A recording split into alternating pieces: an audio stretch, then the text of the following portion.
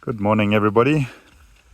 I'm here at the bananas. This is what I call Block A, where we planted in January.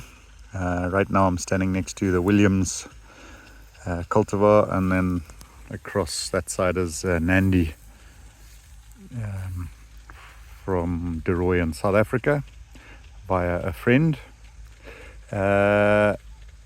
I take this video mainly for my own benefit, to look back and see what stage we were at certain times of the year. Like this morning I was checking on Facebook my memories, and in Block D the plants were quite a lot smaller than this, which makes me happy, since this is lower down on the farm, closer to the river line. So this has the highest probability of having cold temperatures. So yeah, it's comforting to see that these plants are actually quite a lot bigger than Block D was last year. So Block D now, if I went and took some videos, I'd say at least 50% is already in bunch.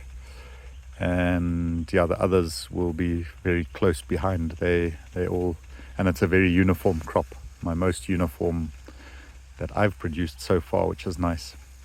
So this block of bananas was planted into my lucerne and chicory plantation, cover crop, sorry.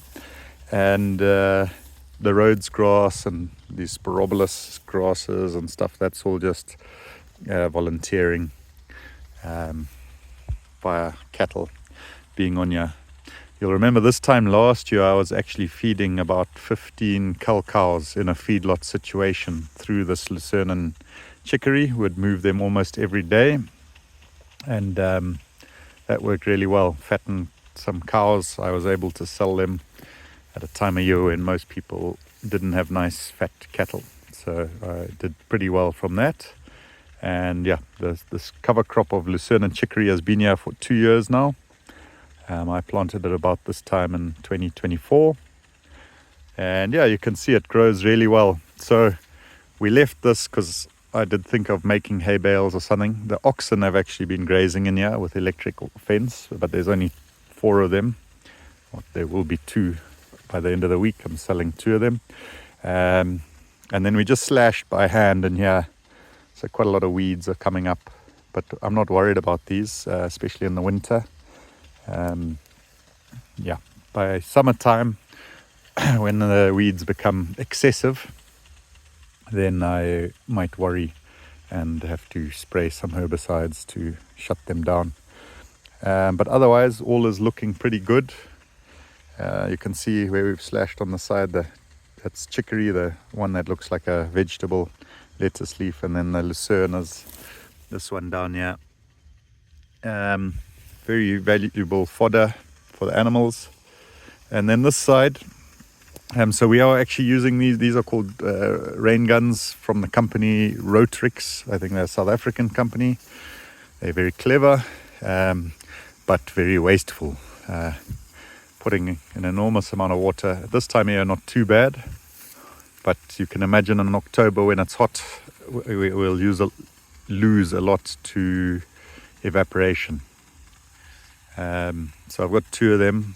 One of them is supposed to be on the bananas, but because we're just trying to germinate this crop, I basically disked, it looked like this, the grassy bit, and I just disked it in a couple of times. Yes, I know, shouldn't disturb the soil or whatever, but you got to do what you got to do. And yeah, you can see a lot of the grass still here. I'm not worried if that comes up. We didn't spray any herbicides or anything.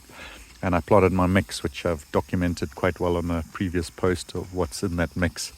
And you can see it's coming up pretty well. I was just seeing some peas coming up. Hopefully the clovers will come up. Those are all nice legumes. And then the good thing is I do see quite a lot of the lucerne and chicory is coming back. You can see some tufts over there. There's a small one. So that's good. I'll get all of those things. And the plan here is to let it grow nicely. I'll put a bit of fertilizer on here, because I think I'll get it back either in this crop or in the bananas that will be planted afterwards.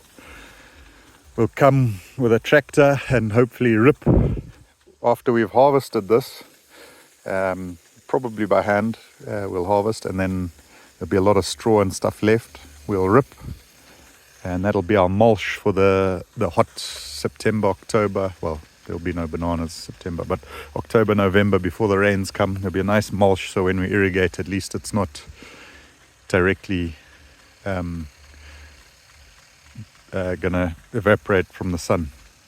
And then we'll just, we'll rip and then dig the planting holes and continue like this, leaving roads for the rain guns, so they will operate this whole, it'll be about 4 hectares by the time I'm finished, up until the rains. Once the rains come, then I can obviously stow the irrigation away, but by the time the rains stop in March or April, I will either have to place a filter with drip lines above the bananas, or put in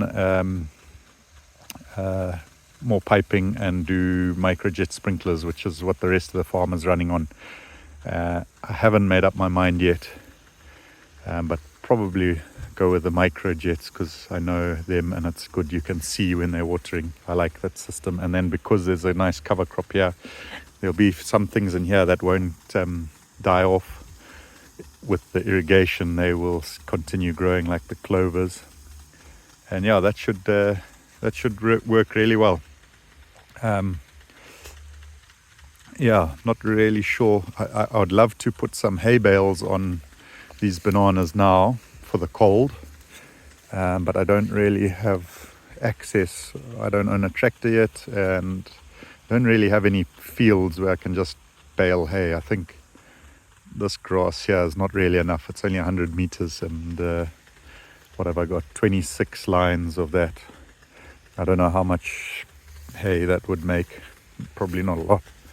Not enough to cover this, and then also I'd lose a lot of the legumes. This is a good one. You can see quite a lot of lucerne in there, and the chicory, and these are all very valuable for livestock feeding. So if I brought my sheep in here, they could do pretty well, as long as they stay off the bananas. Anyway, that's a long video, good for my records and hopefully useful to you in one way or another. Have a good day.